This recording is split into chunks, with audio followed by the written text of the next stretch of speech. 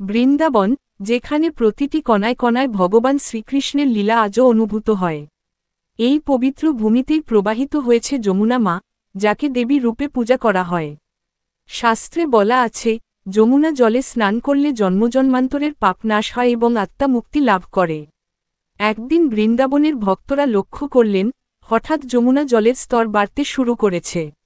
নদীর ঢেউগুলো যেন কোনো অজানা আহ্বানে উত্তাল হয়ে উঠেছে। স্থানীয় লোকেরা প্রথমে ভয় পেলেও খুব দ্রুত তারা বুঝলেন, এটা কোনো সাধারণ প্রাকৃতিক ঘটনা নয়, এর ভেতরে আছে ভগবানের এক গভীর ইঙ্গিত। বৃদ্ধ সাধুরা বললেন, যখন যমুনা মা জল বাড়ে, তখন বোঝা যায় ভগবান আমাদের উপর বিশেষ কৃপা করছেন। যেমন কৃষ্ণ বাল্যকালে গোপী গোপবালদের নিয়ে যমুনা তটে খেলা করতেন, তেমনি আজও তিনি তার উপস্থিতির বার্তা দিচ্ছেন। ভক্তরা সান্ধ্য আরতির সময় যমুনার তীরে জড়ো হলেন। হাজার হাজার প্রদীপ জলে ভেসে উঠল, আর ঢেউয়ের সঙ্গে সেই আলো যেন আকাশে নক্ষত্রের মতো ঝলমল করতে লাগল। ভক্তদের হৃদয় আনন্দ আর ভক্তির অশ্রু ভরে উঠল। একজন বৃদ্ধ গোপী কাঁদতে কাঁদতে বললেন, এই শুধু বন্যা নয়, এ যমুনা মা বর। তিনি আমাদের মনে করিয়ে দিচ্ছেন, ভগবানের সান্নিধ্যে সব সময় নিজেকে শুদ্ধ রাখতে হবে। শোনা যায়, সেই রাতে অনেক ভক্ত স্বপ্নে শ্রীকৃষ্ণকে দেখেছিলেন। তিনি বলেছিলেন, ভয় পেও না, আমার যমুনা মা তোমাদের পাপ ধুয়ে দিচ্ছেন, তোমাদের হৃদয় পরিষ্কার করছেন। যখনই তোমরা তার জলে স্নান করবে, আমার সান্নিধ্য অনুভব করবে। সেই থেকে লোকেরা বিশ্বাস করতে শুরু করলেন, বৃন্দাবনের যমুনা জলের বাড়তি আসলে এক অলৌকিক সংকেত। ভক্তরা গাইতে লাগলেন, যমুনা মা কি জয়, শ্রীকৃষ্ণ গোবিন্দ হরে মুরারি। আজও যখন বৃন্দাবনে যমুনার জল বাড়ে, তখন ভক্তরা তা ভগবানের আশীর্বাদ বলে মানেন। তারা ভয় পান না, বরং আনন্দের সঙ্গে আরতি করেন, ভজন করেন, আর অর্ঘ্য নিবেদন করেন।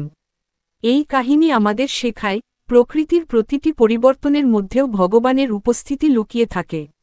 বিশ্বাস ও ভক্তি থাকলে আমরা প্রতিটি ঘটনায় আশীর্বাদের বার্তা খুঁজে পাই। বর, তিনি আমাদের মনে করিয়ে দিচ্ছেন, ভগবানের সান্নিধ্যে সব সময় নিজেকে শুদ্ধ রাখতে হবে। শোনা যায়, সেই রাতে অনেক ভক্ত স্বপ্নে শ্রীকৃষ্ণকে দেখেছিলেন।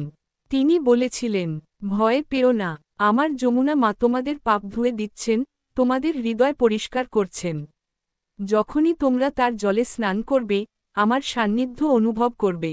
সেই থেকে লোকেরা বিশ্বাস করতে শুরু করলেন, বৃন্দাবনের যমুনা জলের বাড়তি আসলে এক অলৌকিক সংকেত।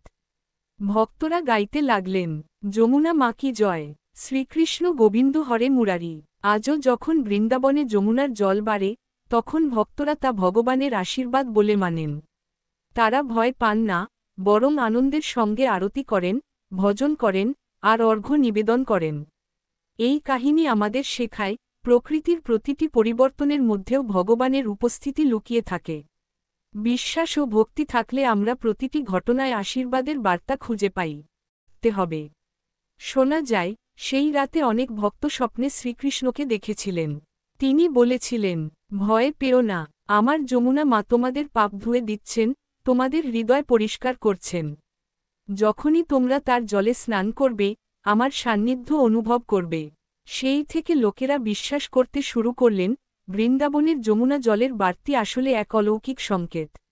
ভক্তরা গাইতে লাগলেন, যমুনা মা কি জয়, শ্রীকৃষ্ণ গোবিন্দ হরে মুরারি। আজও যখন বৃন্দাবনে যমুনার জল বাড়ে,